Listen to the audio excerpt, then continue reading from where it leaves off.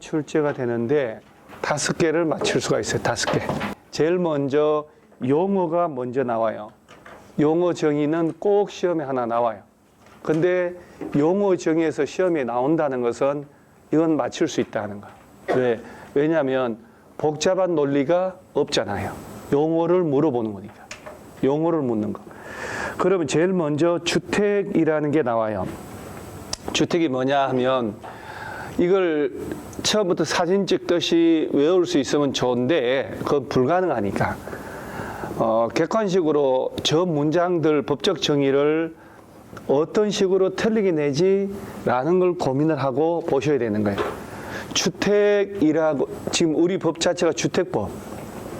건축법은 모든 건축물을 다 규제를 하지만 주택법은 우리가 하는 이렇게 건설 건물이나 상가 건물, 업무시설, 공장 이런 건 취급하지 않아요. 주택만 이 법 적용해요. 주택만. 따라서 주택이 뭐냐? 뭐 구성원들이 장기간 그 독립된 주거 생활을 할 수 있는 구조로 된 이런 말 나오는데 다 필요 없고 그 건축물에 여기 뭐라 하냐면 전부 또는 뭐라고? 일부. 그러니까 단독주택은 건물 전부를 쓰지만 공동주택은 아파트 보세요. 아파트 한 동 지어놓고 101호, 102호, 201호, 203호 이렇게 일부 등기도 세대별로 등기를 하잖아요. 따라서 건축물의 일부도 주택이 될 수 있다 없다? 있다. 부속 토지를 말하며 라고 돼 있죠.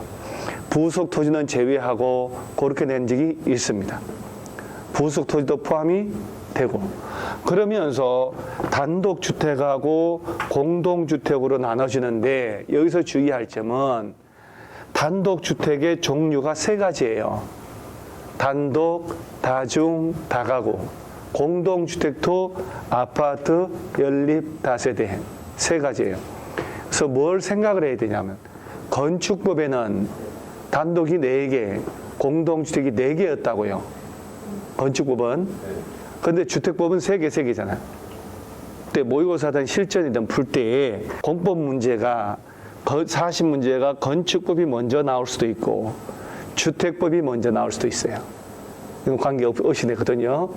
그러면 건축법인지 주택법이 막 풀다가 주택법 문제에서 공동주택은 아파트, 연립, 다세대, 기숙사로 분류된다라고 하면 아무 생각 없이 맞다 한단 말이에요. 그래서 주택법은 일반에게 공급할 수 없는 건 법에 규정을 하지 않아요.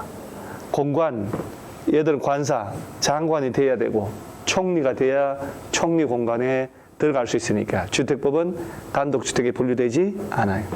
기숙사, 여기서는 주택법은 준주택이에요.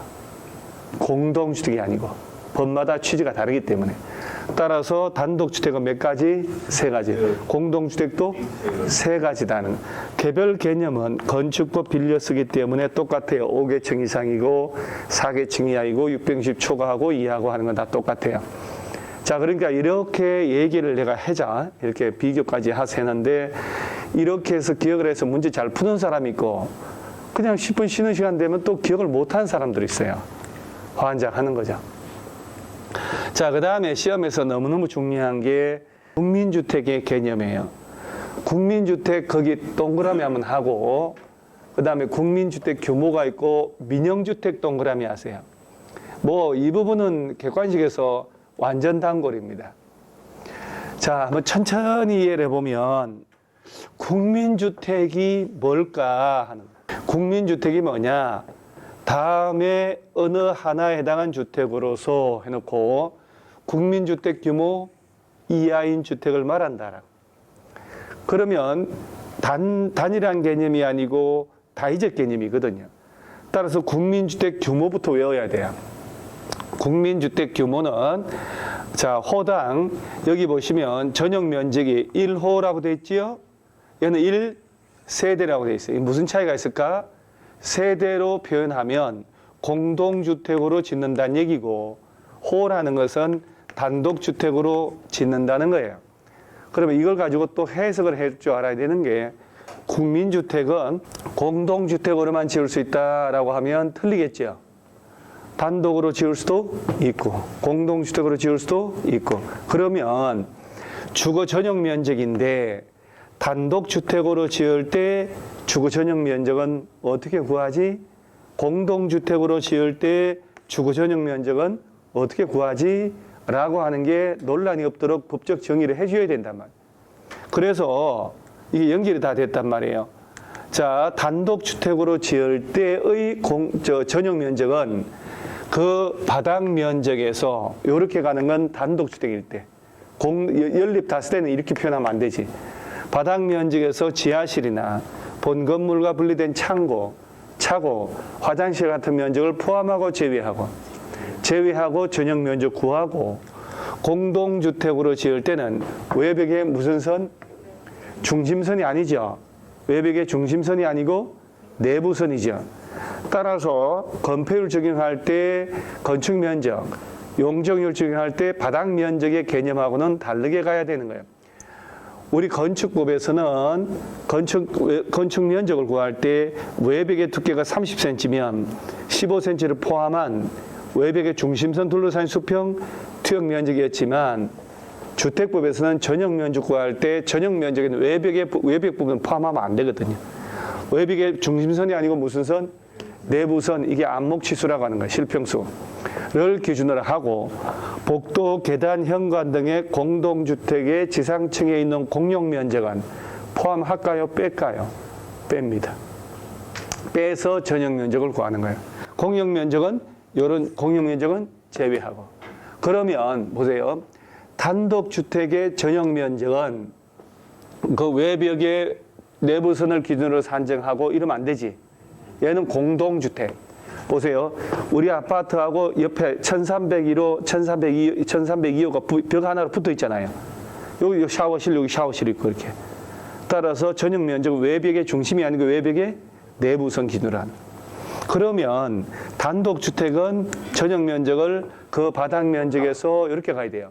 지하실이나 본 건물과 분리된 창고, 차고, 화장실 면적을 뭐하고 제외하고.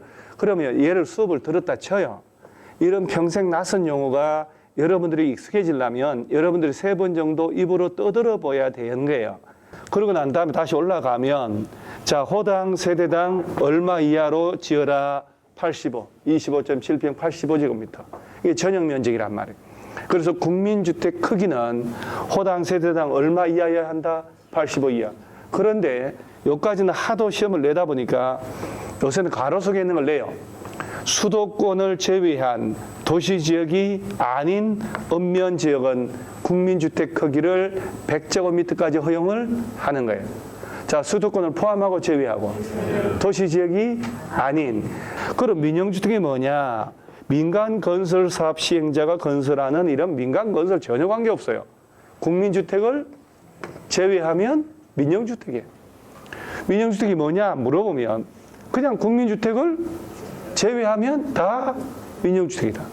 자, 그러면 이제 이렇게 해서 국민주택 규모를 머릿속에 기억을 해놓고, 자, 국가가 짓는 85 이하, 지자체가 짓는 85 이하, LH가 짓는 85 이하, 지방공사가 짓는 85 이하면 다 국민주택이에요. 그러면 한국토지주택공사가 건설하는 85제곱미터인 아파트는 국민주택이 될 수 있다. 맞죠? 국민주택. 그렇게 지문 나왔단 말이에요. 그래서 주체가 누구냐? 국가기관이다. 그 다음에 두 번째는 돈이 어디서 왔냐? 국가 지자체의 재정이란 얘기는 국가 지자체의 재정적 투입, 돈이 왔다는 얘기예요. 또는 주택도시기금이란 단어를 외워야지. 이게 우리가 예전에 익숙하던 국민주택기금이란 거거든. 주택도시기금의 자금 지원으로 누가 짓는지는 관계없지만 지어지면 국민주택인 거예요. 그러면 얘를 학습을 했다라고, 책을 받고 수업을 들었다라고 하면서 문제 푼다라고 하면, 책을 덮었을 때, 자, 국민주택이라 하면, 라고 하면 정리가 돼야 돼요. 자, 다음에 해당하는 주택으로서 국민주택 규모 이하인 것을 말한다.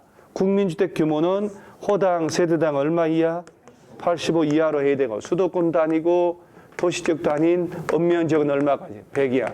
이 국민주택을 제외하면 전부 다 민영주택. 자, 국가가 짓는, 지자체가 짓는, LH가 짓는, 지방공사가 짓는 85 이하. 국가 지자체의 재정적 투입, 주택도시 기금으로 자금 지원받아 건설 계량되는 얼마 이하? 85 이하. 그러니까 이렇게 다양한 개념이 국민주택이라는 개념이에요. 자, 국민주택 규모, 민영주택 콜,